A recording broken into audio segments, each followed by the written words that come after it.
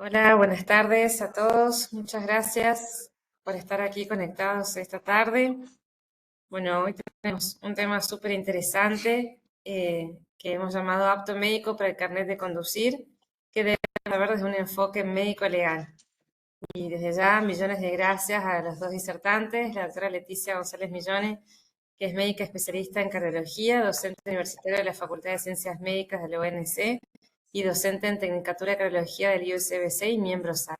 El doctor Víctor Antico, abogado y médico, especialista en hematología clínica, medicina transfusional y en medicina del trabajo, docente universitario de medicina. Muchísimas gracias a ambos y bueno, esperamos con ansias las dos disertaciones y después estamos abiertos a las preguntas que quiera hacer el público. Gracias. Gracias. Bueno, buenas tardes, muchas gracias. Bueno, cuando nos digan, largamos. Cuando gustes, Leti, muchas gracias. Bueno, bueno, vamos a arrancar con la primera parte entonces de la disertación, que es el apto médico para el carnet de conducir. Primero vamos a hacer una pequeña revisión de lo médico en cuanto a lo cardiovascular y posteriormente una revisión de la parte legal. Todo esto lo hemos armado como punto de partida del consenso de SAC, que está disponible para aquellos quienes quieran después descargarlo y revisar un poquito más la información. Para repasar un poco de la estadística, en la Argentina más o menos fallecen unas 5.000 personas al año por siniestros viales, de los cuales el 95% de esos accidentes están causados por errores humanos. 5% restantes son por patologías, de los cuales el 5% son de causa cardiovascular. De este subgrupo de pacientes, 3/4 partes de los pacientes ya tenían un diagnóstico previo. Y por otro lado, de los accidentes producidos por síncope son más o menos el 5% de los casos. De esos, un 10% son originados por patologías cardíacas. Si bien uno extrapolándolo a números, digamos, reales, parecieran ser pocos los casos, pero en realidad no, tenemos una gran parte de estos pacientes, 3/4 partes, ya tienen un diagnóstico previo, entonces estamos, digamos, ahí demorándonos nosotros en alcanzar un tratamiento médico óptimo o digamos, la intervención correspondiente que nuestros pacientes necesiten, o en el tamizaje para ver a quiénes sí y a quiénes no. Entonces, ¿qué debemos tener en cuenta a la hora de dar un apto para el carnet de conducir? En primer lugar, debemos restringir la conducción cuando hacerlo sea potencialmente peligroso para la propia integridad del paciente, como también para la seguridad colectiva. Y si bien conducir no es un gran esfuerzo físico, conducir un automóvil o una moto, por ejemplo, digamos un rodado pequeño, equivale a 1 o 2 meses de gasto energético para una persona de 70 kilos. Esto más o menos sería el equivalente a caminar a un paso más o menos lento. O un rodado mayor, un camión, un colectivo, equivale a unos 4 meses, que sería como andar en bicicleta más o menos rápido. Esto, digamos, la conducción como actividad física solamente se va a ver limitada en los pacientes que tengan síntomas en reposo o en esfuerzos. Entiéndase, digamos, esto desde la capacidad física del paciente para conducir. Pero en realidad nosotros lo que tenemos que tener en cuenta, más allá de los síntomas de angina o equivalentes anginosos, son el riesgo de arritmias y de síncope, es decir, evaluar si nuestro paciente tiene riesgo de pérdida del conocimiento o muerte súbita, lo cual a menudo está asociado con las peores clases funcionales, pero no siempre. Entonces, ¿qué elementos necesitamos nosotros para el carnet? Y bueno, lo que nos piden estrictamente en el registro suele ser siempre el examen físico o cardiovascular y el electrocardiograma. Pero después tenemos algunas sugerencias acorde a las comorbilidades cardiovasculares que ya sean conocidas o sospechadas en base al interrogatorio o el examen físico. Si nosotros, por ejemplo, tenemos un paciente que no tiene antecedentes, que tiene un examen físico normal dentro de lo cardiovascular y un electrocardiograma normal o sin alteraciones importantes, por ejemplo, que tenga una bradicardia de 55 latidos por minuto, no tendríamos ninguna contraindicación para otorgarle el apto a ese paciente.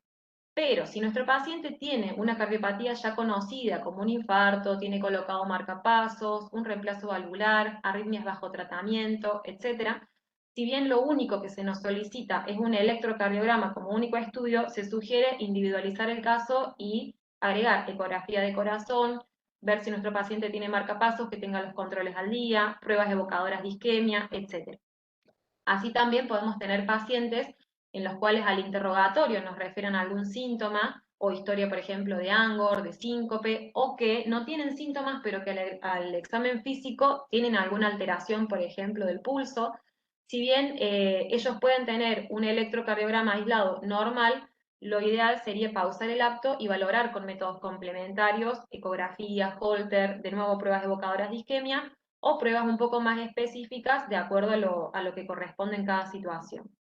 Y acá tenemos que hacer un freno, porque muchas veces el paciente viene rápido para la firmita para el apto o porque ya tiene la licencia vencida, entonces cuando uno encuentra algo y tiene que hacer un parate y pedir métodos complementarios, al paciente no le suele gustar. Entonces, también es importante que nos tomemos el tiempo necesario en consultorio para explicarle que si hemos tenido algún hallazgo que nos obligue a hacer métodos complementarios un poquito más extensos, todo es para priorizar su salud y su seguridad, como así también la de terceros.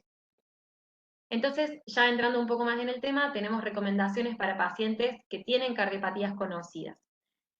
Vamos a mencionar algunas y en qué casos sí podría manejar el paciente y en qué casos no. Por ejemplo, los pacientes con insuficiencia cardíaca merecen especial importancia aquellos que tienen fracción de eyección reducida, digamos, y que están tratados con múltiples fármacos o que estamos titulando. ¿Por qué? Porque ahí tenemos una fase de vulnerabilidad en la cual, por ejemplo, luego de una alta hospitalaria por una descompensación, por insuficiencia cardíaca, estamos agregando diuréticos y otra medicación, y eso puede generar hipotensión arterial sintomática y podemos nosotros desencadenarle un síncope al paciente. Entonces, siempre tener especial atención en estos periodos, así como ventana, donde estamos titulando fármacos, y evaluar bien la función ventricular, la capacidad funcional, como así también función renal, electrolitos y demás, para ver que mi paciente, si bien está más o menos bien, no esté en ese periodo donde yo pueda desencadenarle una hipotensión y que eso sea grave.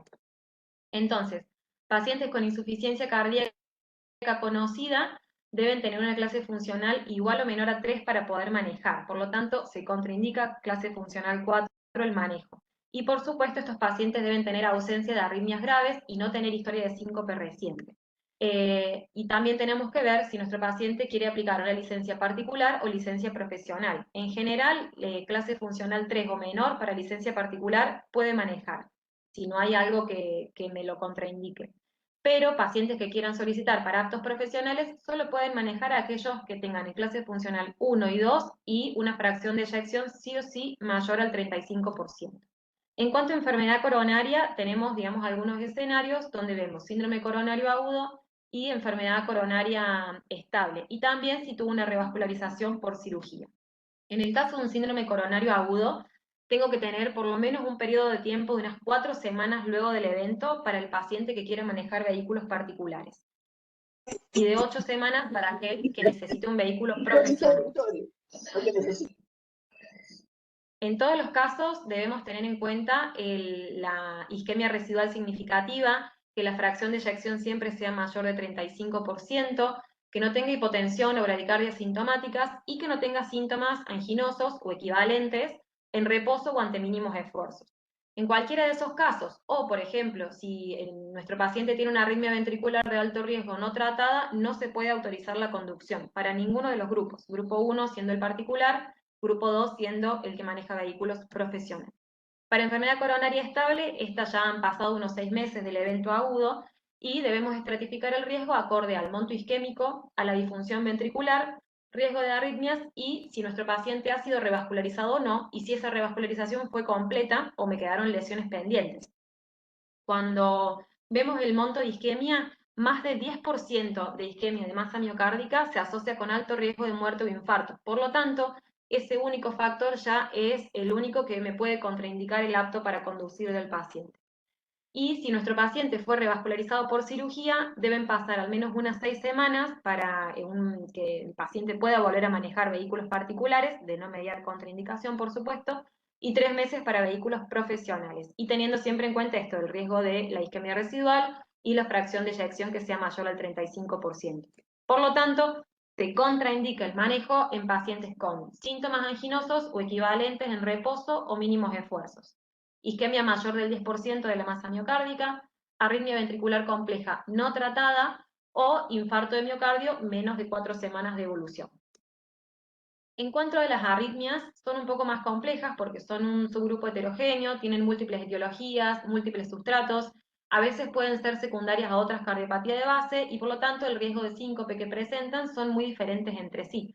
Entonces la guía las agrupa en taquiarritmias y bradiarritmias. En cuanto a las taquiarritmias, tenemos, por ejemplo, la taquicardia ventricular sostenida con cardiopatía estructural. Si el paciente tiene un tratamiento adecuado o tiene un CDI correctamente, digamos, controlado, no debería tener ninguna contraindicación para el manejo de vehículos particulares.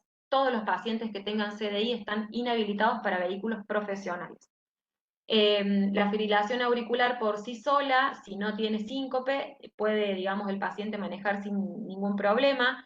Si tiene síncope, debe haber pasado por lo menos 3 meses sin síntomas y estar con un tratamiento efectivo.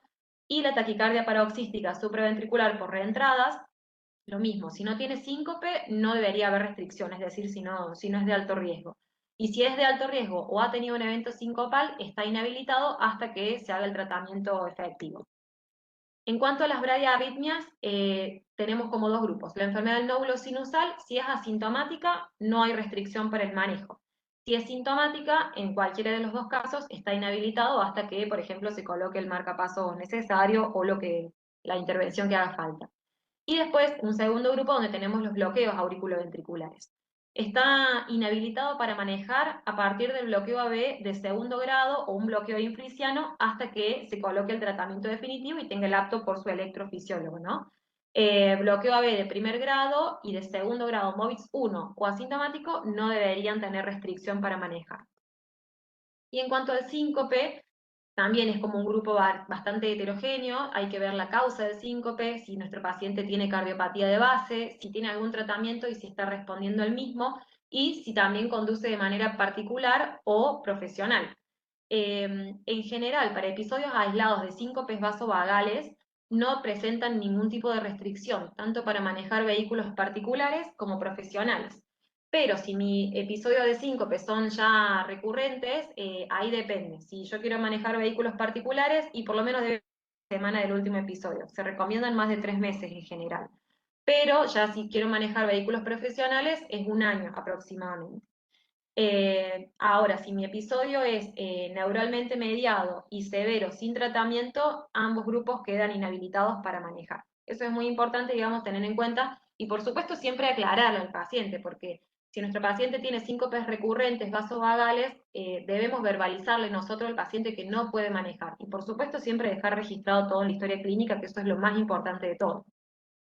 Por lo tanto, en cuanto a síncopes y arritmias, se contraindicó el manejo en pacientes con hipotensión o bradicardia que se manifiesten con mareos o con síncope. Arritmia también con síncope no tratada, taquicardia ventricular sostenida con cardiopatía estructural sin tratamiento, BAB de alto grado o enfermedad del nódulo sinusal sintomática sin tratamiento, y el síncope recurrente, o sea, 2 o más episodios al año, siendo el último episodio en menos de los últimos 3 meses. Para pacientes que tienen marcapasos o CDI, depende, digamos. Acá también hay que ver, obviamente, cuál es la causa de colocación del marcapasos, pero si está controlado y tiene el apto por su electrofisiólogo, tiene que pasar un mes para, por ejemplo, el primer implante del marcapasos, por una cuestión mecánica de dónde se encuentra colocado también. Y lo mismo para prevención primaria del CDI. Pero especialmente importante, si nuestro paciente tiene un CDI y está colocado por prevención secundaria, o ha tenido alguna descarga apropiada, deben pasar por lo menos 6 meses de que el paciente está inhabilitado para recién poder volver a manejar. Y cualquier paciente que tenga un CDI está inhabilitado directamente para manejar vehículos profesionales. Y ya acercándonos un poquito más hacia el final, miocardiopatía hipertrófica, que esto es lo más general, digamos, a pacientes con miocardiopatía, que tenemos que tratar de determinar el riesgo de muerte súbita. Y esto lo hacemos en base a algunos, digamos, criterios, ver si tiene antecedentes de síncope o si tiene antecedentes de muerte súbita en un familiar de primer grado, evidencia de taquicardia ventricular no sostenida en un Holter, o si tiene una hipertrofia muy severa en el ventrículo de más de 30 milímetros, o caída de la presión arterial durante la prueba de esfuerzo, aneurisma del ápex, o que tenga un realce tardío muy extenso con gadolinio de más del 15% en la resonancia. Estos pacientes, en general, si están asintomáticos y no hay una condición descalificante, no tienen restricción para manejar vehículos particulares. Pero si tienen síncope, clase funcional 4 o alguna otra condición, ese paciente no puede directamente manejar vehículos. Y para los profesionales es un poquito más específico, hay que determinar bien correctamente la fracción de eyección y algunas cuestiones más específicas de la eco, que el espesor de la pared sí o sí sea menor a 30, etcétera. Algunas cuestiones un poco más puntuales, pero en estos pacientes en general, cuando aparece síntoma, directamente quedan inhabilitados. Y en cuanto a las valvulopatías, más que nada la estenosis aórtica, que esta es la que solemos tener un poquito más en los pacientes que son más añosos. Depende de acá, tenemos que ver si cuando ya se hace severa, si tenemos síntomas o si no tenemos síntomas. Si nuestro paciente está sintomático, no puede manejar ninguno de los dos grupos, es decir, no puede manejar ni vehículos particulares ni vehículos profesionales. Pero si nuestro paciente tiene una estenosis aórtica severa, asintomática y quiere manejar un vehículo particular, en principio las guías nos dicen que puede manejar y no tendríamos que hacer ninguna prueba necesaria extra.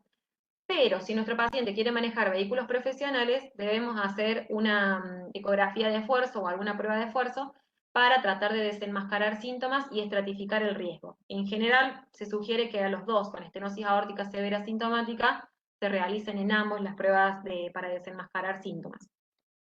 Y en otras valvulopatías, insuficiencia aórtica, estenosis mitral e insuficiencia mitral severas, si nuestro paciente tiene una clase funcional igual a 4 o una fracción de eyección menor al 35%, en estos casos directamente queda contraindicado el manejo de cualquier tipo de vehículos.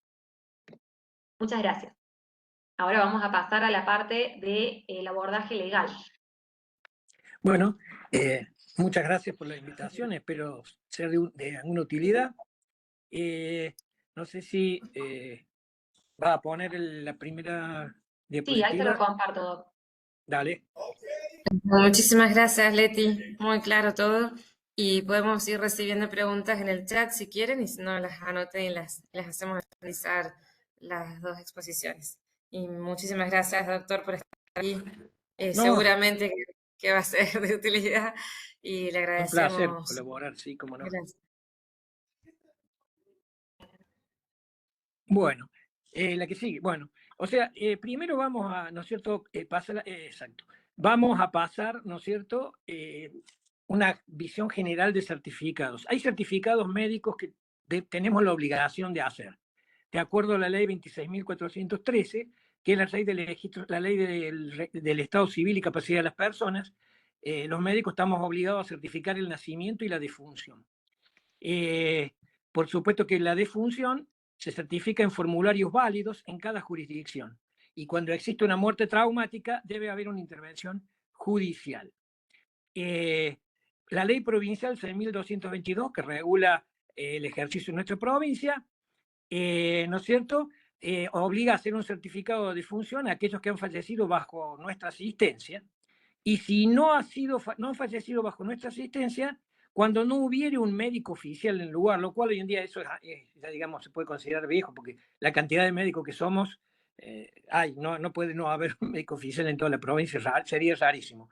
De todas maneras, esto hay que aclarar que sobre todo, por ejemplo, a los que trabajan en ambulancias, o sea, sí están obligados a certificar la muerte, pero no dar el certificado de defunción si no conocen al paciente, ¿vale? Es decir, si tienen dudas, simplemente certifican la muerte y después ese paciente no va a poder ser enterrado, van a tener que pasar por, ¿no es cierto?, una instancia judicial. En la provincia de Córdoba existe, incluso hay un sistema donde hay médicos, legistas, que cuando una persona fallece en la casa y no tiene médico tratante o el médico tratante no se lo quiere firmar, va esta gente y, bueno, revisa, ve los antecedentes del paciente, ve si no hay, hace una inspección, si no hay una muerte traumática, y entonces expide el certificado de defunción. Por supuesto que esto es bastante riesgoso para los médicos que hacen eso, porque, no sé, un envenenamiento no lo verían, pero bueno, básicamente eso es con lo que se cuenta. Pásame la que sigue, Leti. Sí. Bueno, fíjense qué poquito que dice, nosotros nos regimos en la parte médica por la Ley Provincial de Tránsito, la 8.560, ¿no es cierto?, que está en consonancia también con la Nación, y tiene dos artículos que hacen los factores de salud. Dice, el requisito dice, tienen que tener un examen médico psicofísico, que comprenderá una constancia de aptitud física, visual, auditiva y psíquica. Y en el artículo 51, prohibiciones, prohíbe a un conductor, ¿no es cierto?, conducir con impedimentos físicos o psíquicos sin la licencia especial correspondiente. O sea, la licencia especial se refiere, por ejemplo, yo uso lentes, en mi carne de figura uso lentes. Si a mí me para la camioneta y no tengo lentes, me puede sancionar, me puede parar si tengo que manejar con lentes. Lo mismo si se tiene un dispositivo auditivo porque no se escucha bien. Por supuesto, también no se puede manejar en estado de intoxicación alcohólica o habiendo tomado estupefacientes o medicamentos que disminuyan la actitud para conducir. Por eso es muy importante que, ya vemos ustedes, cuando hacen un certificado para un paciente que toma ansiolíticos, que tiene este tipo, hay que aclarar simplemente la historia, que se le explica que tiene que tomar en las dosis adecuadas, farmacológicamente útiles, y que no puede abusar, porque obviamente si abusa no maneje. La que sigue, por favor.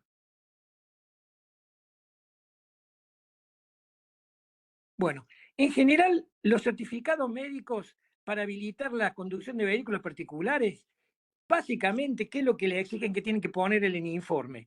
Dice, consiste en la elaboración del historial médico con la información aportada por el paciente, observación del aspirante, o sea, si cómo está su aspecto físico, si, ¿no es cierto?, si el paciente tiene cómo camina, si se necesita ayuda para caminar, la percepción del riesgo, recogiendo de datos personales y exploración básica, si tiene buena visión, buena audición, cardiovascular y psicológica. Esto es lo que pide. Fundamentalmente acá nos referimos a pacientes que ustedes primero tienen que hacer una declaración jurada, dicen que no tienen nada, son pacientes que vamos a hacer un certificado, donde ya vamos a ver después bien en la parte donde dice observación, pondremos que en lo que nosotros hemos investigado es un examen clínico. Eso implica que no hemos hecho ningún examen auxiliar, no hemos hecho electrocardiograma, no hemos hecho laboratorio, simplemente que como el paciente relata que no tiene las enfermedades que le piden en los formularios y que nosotros le hacemos una exploración clínica,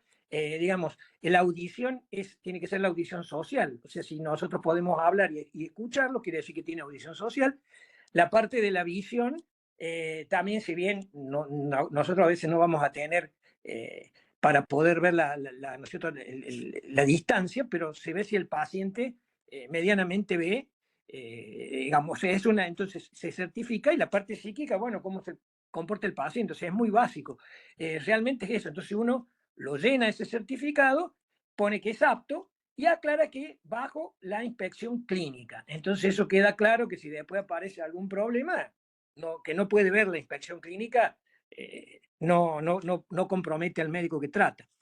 Con respecto a cómo se hace esa revisación, por ejemplo, la única ciudad que tiene una ley que es muy interesante, que es la ley 2148 en la ciudad autónoma de Buenos Aires, que allí, ¿no es cierto?, hay un registro de prestadores para exámenes físicos psíquicos de conductores. Entonces, prácticamente, la ley, digamos, el que quiere hacer esos tipos de certificados se inscribe en este registro y le dan todos los elementos que tiene que cumplir. Nosotros acá no tenemos ningún registro, simplemente es válido, ¿no es cierto?, cualquier médico de la matrícula.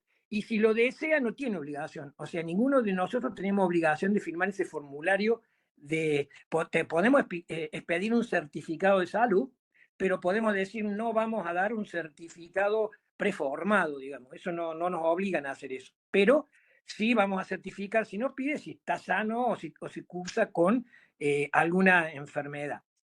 No sé si pasame la siguiente, Leticia. Bueno, en la Municipalidad de Córdoba, o sea, para nuestra municipalidad, existe, ¿no es cierto?, un formulario preformado, donde tiene los datos del paciente. Hay la única precaución que hay que tener, si el paciente no es conocido, pedir la identificación, DNI, ¿no es cierto? A veces, si bien es raro, ha habido casos de sustitución de paciente, entonces lo lógico es pedir su DNI, o si uno ya es un paciente nuestro conocido, eso puede no necesitarse. Si aparece algún limitante psicofísico para conducir, preguntan, ¿no es cierto? Entonces van a decir si el paciente es hipertenso, si el paciente tiene problemas visuales, tiene problemas auditivos fundamentalmente, y si esto pueden corregirse. Entonces ahí se va a poner que sí, que el paciente, por ejemplo, usa lentes o que el paciente usa un audífono. En el caso de, ¿no es cierto? En estos casos de incapacidad, ¿no es cierto?, auditivo o de visión. También le va a preguntar si toma medicación con sus efectos o secundarios pueden interferir en la conducción. Evidentemente, muchos de estos pacientes, sobre todo los pacientes cardiológicos que Leticia también ha descrito, toman medicamentos que pueden, ¿no es cierto?, provocar somnolencia, aparte ¿no es cierto?, de un síncope. En estos casos, lo que se hace es poner, ¿no es cierto?, que el paciente está en condiciones de manejar respetando los consejos que oportunamente se dieron y anotar la historia clínica, porque generalmente estos son pacientes ya de ustedes, o sea, que lo vienen tratando, entonces tienen una historia clínica. Entonces ahí se pone la historia clínica donde se le explica al paciente, donde dice observaciones en el certificado preformado, hay uno dice, después de decirse apto, no hay preguntar si es hipertenso, etcétera, pone abajo observaciones. Entonces uno ahí tiene que poner las observaciones. Si es un paciente coronario, como explicaba Leticia, es decir, qué tipo de patología tiene, qué control se le ha realizado. O sea, si tiene un ecoestrés, si tiene un ecocardiograma que explica que es normal y que eso consta en la historia clínica de la institución tal. Y que bajo las circunstancias de que se le explicó al paciente, se autoriza que está apto para manejar. Entonces, allí al final hay una base que dice es apto o no apto, entonces obviamente si uno pone esas observaciones como que son importantes para decir, mira, es apto, pero tiene que tener precaución con esto o con lo otro, eso por supuesto tiene que estar, como bien dijo Leticia, sentado en la historia clínica, porque si después hay algún problema van a ir a la historia clínica, y una vez que se ha terminado eso, ¿no es cierto?, hay que ver, ¿no es cierto?, la declaración jurada del paciente que viene después en el formato, pero es lo primero que nosotros vemos, porque si el paciente declara que tiene hipertensión, bueno, ya estamos obligados por lo menos a tomarle la atención y a ver qué medicación toma. O sea, la revisación entonces básica en un paciente que no tiene patologías es bastante simple, se centra fundamentalmente en la parte auditiva, visual, y aspecto general que se entre, ¿no es cierto? Por supuesto, ahí no vamos a pesquisar nunca un síncope, ni vamos a, pero por eso es importante que el paciente no mienta. Y si miente, digamos, la declaración es jurada. O sea, si el paciente después se lo encuentra mintiendo, se conforma a lo que se llama, ¿no es cierto?, falsedad ideológica. Y eso tiene una pena y todo, ¿no es cierto? O sea, es una cosa seria. No tiene que mentir el paciente. Ahora, nosotros no podemos saber si lo hace o no. Entonces es importante que cuando ponemos en observaciones como médico, hay que poner, si no hemos hecho estudios, porque el paciente aparentemente estaba muy bien, la persona, ponemos, ¿no es cierto?, que al examen clínico el paciente es apto. Si nosotros le estamos dando medicación, decimos a las dosis indicadas, de acuerdo a las dosis indicadas, el paciente es apto, si respeta eso. O sea, si está tomando un ansiolítico de tantos miligramos, tantas veces por día, que no se bande, porque si se bandea, después nosotros no lo podemos saber a eso. Y por supuesto, siempre el respaldo de la historia clínica y poner, por ejemplo, el paciente con tratamiento. Si tenemos un paciente con coronariopatía o que ha tenido, ¿no es cierto?, algún problema, un infarto previo, se puede asentar, ¿no es cierto?, paciente con infarto, pero que está en condiciones, de acuerdo a los estudios auxiliares que se han realizado y que constan, si son muchos para no poner, que constan en la historia clínica número tanto de la institución, que me permiten darlo apto para que conduzca. Eso básicamente es lo que hay que saber. No sé, creo que ya no hay más ninguno, es lo central. Ahora sí, me quedo abierto para si ustedes quieren preguntar algo, con mucho gusto estamos a su disposición. Bueno, excelente, doctor.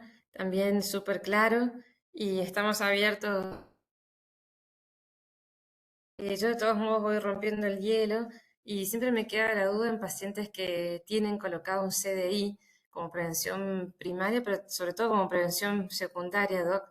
Entiendo lo que explicó muy bien Leti, muy claro, lo que dice el consenso de que no todos los pacientes con CEGIS tienen restricciones, sobre todo si están bien controlados y no han tenido arritmias, pero digamos, los pacientes que tienen como prevención secundaria en algún momento tuvieron esa arritmia que bueno, justamente fue riesgosa y los llevó a la colocación del dispositivo.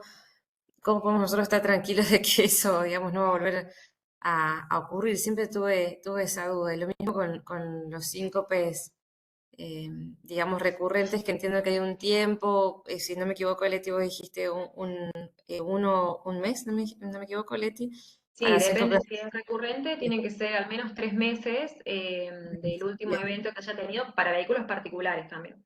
bien, claro, todo particular. Pero bueno, siempre me da un poco de temor, ¿no? Sí, Esos no, o sea, pacientes. hay una cosa, si usted tiene dudas, no expide el certificado. Por ejemplo, si el paciente le va a Claro, decir, no, para no ponerle que no es apto, decir, no, mire, yo no se lo puedo expedir por lo que usted va a indicar.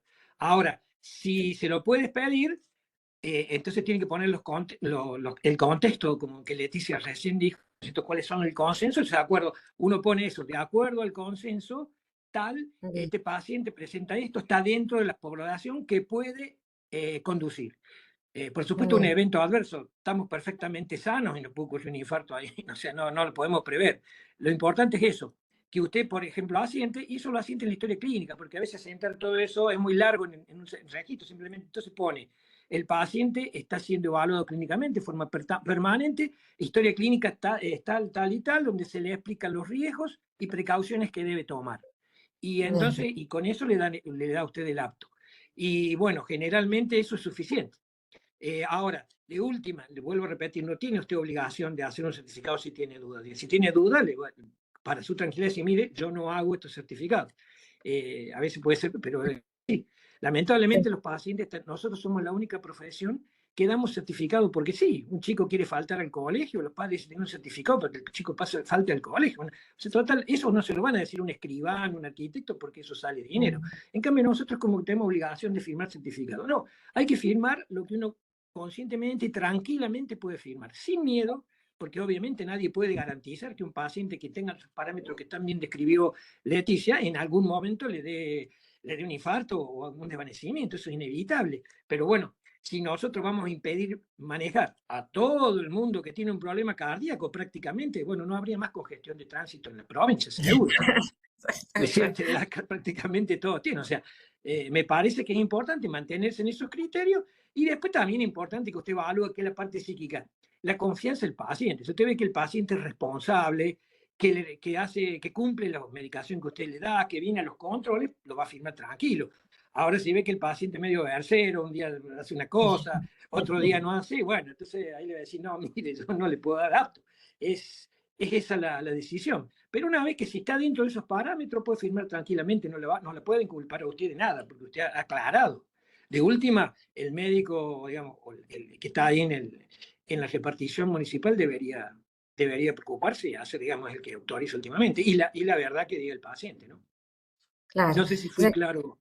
no, súper claro. Y creo que la conclusión es que me queda el mensaje de la charla de ustedes dos, es que ser lo más explícito posible y Sí, escribir toda una historia clínica, totalmente. incluso todo lo que se le advierta al paciente, los riesgos que tiene de su patología y la medicación que consume. Creo que me parece que ese puede ser el mensaje para llevar a casa, pero como usted dice, es muy difícil a veces. Sí, no, a eh, veces, eso, digamos, para no ponerlo todo, porque en las observaciones son 3 o 4 renglones, poner todas las precauciones que debe cumplir el paciente se encuentran asentadas en la historia clínica número tanto, de tal clínica, hospital, y donde el paciente se compromete a respetarla. Punto. Con eso usted no hace falta que ponga qué le dio el electrocardiograma, qué le dio el Exacto. ecoestrés, qué le dio, o sea, no, directamente pone que está sentado, que cumple los parámetros, que a pesar de su patología, cumple los parámetros del consenso para poder manejar.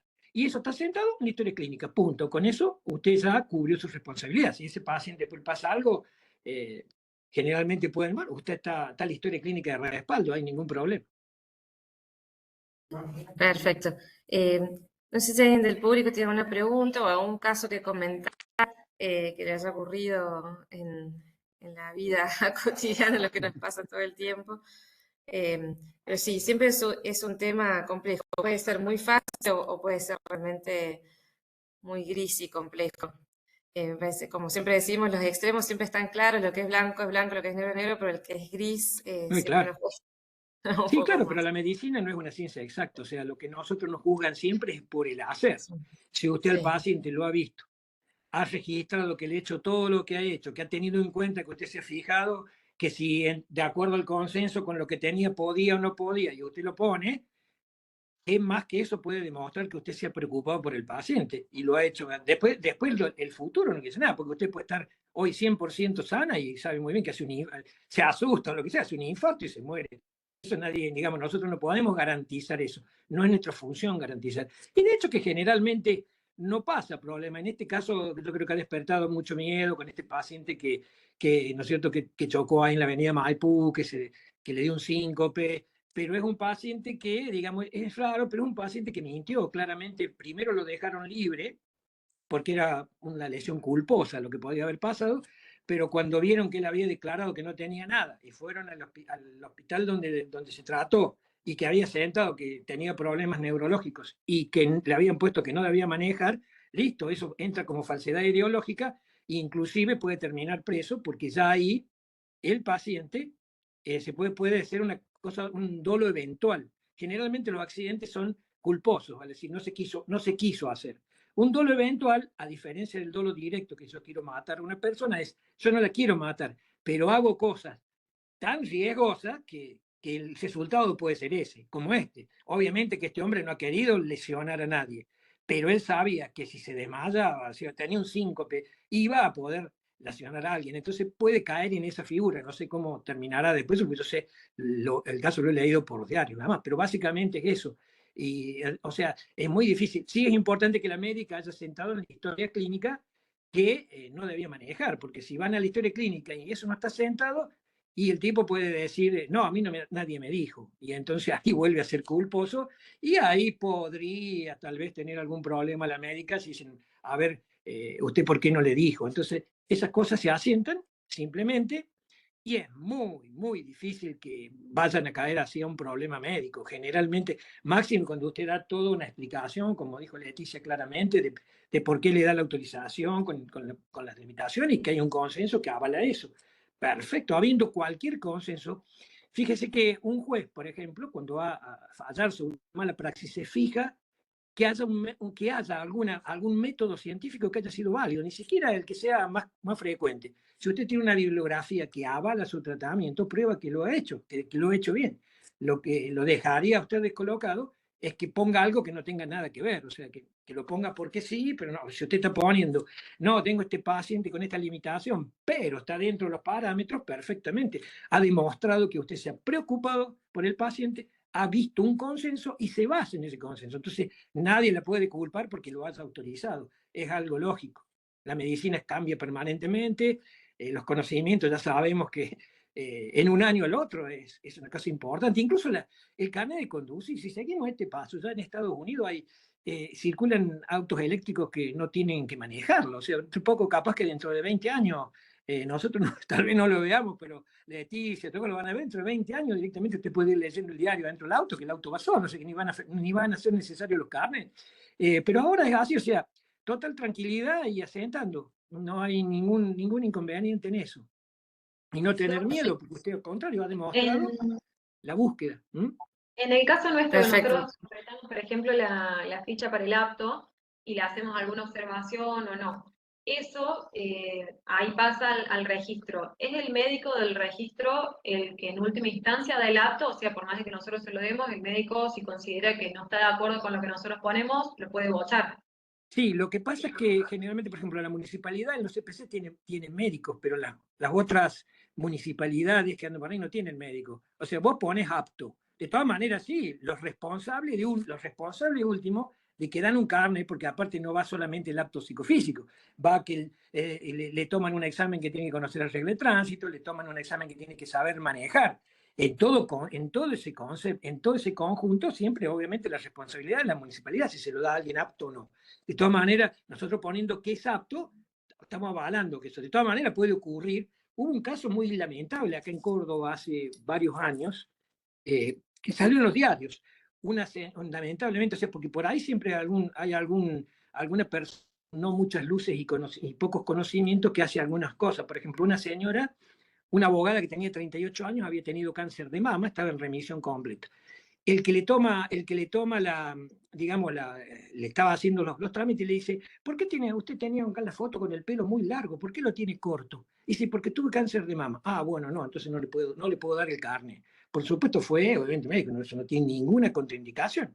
Entonces, bueno, cuando vino, sí, se lo dieron, pero se lo dieron por 2 años, en lugar de 5 que le correspondía, y encima en el carnet ponían, tiene cáncer de mama, lo cual, gracias a que hizo en las redes sociales, la llamaron, le pidieron disculpas y le sacaron eso, que no es ninguna limitante, pero le dejaron 2 años. O sea, injusticias y cosas raras vamos a ver porque hay mucha ignorancia metida en el medio. Pero claramente eso no era una patología que limitara para... Es más, la mujer alegó que eso le hacía daño psicológico, estaba tratando de superar, de que estaba en remisión, que estaba cubrido, y le eso en un carnet por una pregunta que hizo en administrativo. Dice, ¿por qué tiene el pelo corto? Que si yo hubiera contestado, no, porque me lo corté, ahora cambié de moda, no pasaba nada.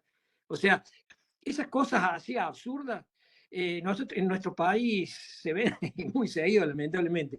Pero lo que yo quiero es darle tranquilidad a ustedes como profesionales. Ustedes, cuando hacen el acto, basado que son sus pacientes, asentado en la historia clínica, con los consensos, como dice Leticia, que obviamente esos consensos variarán con el tiempo, está listo, su función está perfectamente o sea, han dado un acto con un respaldo científico. Eso, por más que después el paciente salga de ahí, agarre el auto y no se le dé un síncope y mate a alguien, están totalmente exculpados, porque ustedes hicieron la corrección. Digamos, la vida no la tiene comprada nadie y de bien que estar, cualquier persona puede hacerlo, así que no, eso quiero que queden tranquilos, que no hay ningún problema. Y también que no tienen obligación de dar ese certificado. Ustedes tienen certificado que tiene la persona buena salud, pero si ustedes no quieren dar un certificado, si no, yo no hago eso, lo derivo, lo que sea. En realidad, lo que hacen sobre todo hincapié, lo más importante que siempre hacen hincapié, es que no haya defecto físico, por ejemplo, pero usted sabe que se puede manejar. Una persona que ha sido amputada tiene, digamos, le adaptan el auto, o sea, pero precisamente esas personas, lo mismo que usan lentes o que usan audífonos, tiene que figurar en el carnet que dice tienen auto de discapacidad, con un carnet de discapacidad, tiene que haber una coherencia, y entonces se le permite. O sea, creo que eso tiene que haber está muy bien que haya cierta flexibilidad. Si no, habría que ser perfecto para poder manejar. Tendríamos que estar todos, no sé, en serio. Bueno, una vez caminamos y nos haría mejor, ¿no es cierto? Pero bueno, Perfecto. Acá hay un comentario. Dice, gracias, doctor. Fue muy claro en la exposición en la ciudad de Calera. Nos piden el electrocardiograma con valoración para conducir. Doctor Ñáñez. ¿Cómo le piden el electrocardiograma? Sí, hola doctor, ¿me escuchan? Sí. Sí. Bueno, yo soy el doctor Ñaño, estoy aquí en Calera y nosotros también hacemos carnet de conductor. En realidad lo que el paciente viene acá nos pide un electrocardiograma con valoración para carnet de conductor. Solamente se nos piden acá, él después va a la parte, hace la parte visual, todo eso, pero cada vez que vienen acá de la municipalidad quiere que le pongamos abajo si está apto para carnet de conductor. Y yo le pongo abajo, o sea, yo lo reviso, por supuesto, todo, y le pongo abajo, está apto desde el punto de vista cardiológico, nada más. Claro, no se y confunda, aparte porque del punto de vista yo con no un sé cómo electrocardiograma normal, porque si tiene algún otro tipo de cosas, no se va a ver, o sea, pero por eso son las distintas municipalidades, sí, algunas cosas que le piden al paciente. Usted, bueno, haciendo esas cosas, y tiene que poner, por supuesto que obviamente que un electro tampoco es la garantía de que no tenga alguna arritmia o alguna cosa que le parezca, ¿no es cierto? O sea, pero está bien, si le piden eso, usted informa que el electrocardiograma es normal. Eso no quiere decir, digamos, usted tiene que poner siempre que a la exploración clínica, o sea, que usted la ocultó, lo palpó, a la exploración clínica y, digamos, se ve de aspecto normal y el electrocardiograma es normal, punto. Eso, si hay una cosa escondida, eso no hay ningún problema. Y después, por supuesto, si ya es un paciente cardiópata, como explicaba Leticia, hay que tener en cuenta esas otras cosas. Pero sí, sí, a veces hay municipalidades que por eso es muy, digamos, es muy hábil. Y hay municipalidades, acá hemos tenido casos, yo me acuerdo en La Voz del Interior salió un trabajo hace como 3 años atrás, donde una persona ciega fue a sacarse un carnet en una municipalidad del interior y se lo dieron, y era ciega. Sí, sí, recuerdo. Le compran el carnet, o sea, digamos, tenemos un país un poco flojo. Lo que es importante es que nosotros hagamos las cosas a conciencia y bien. Si ahí le piden un electro, usted hace el electro y informa que el electro es normal. Si después el paciente tiene un infarto, usted no tiene la culpa. El electro estaba normal. El infarto lo puede hacer cualquier cosa. A ellos le pidieron electro. Entonces usted, a la exploración clínica, el paciente era apto. Y además, en el informe del electrocardiograma que solicitaron ellos, estaba normal. Punto. No, está perfecto. Eso no tiene por qué tener ningún problema. Ok, gracias, Doc. Bien, perfecto, No, por clarísimo. favor. Bueno, no sé si hay más preguntas del público, algún comentario.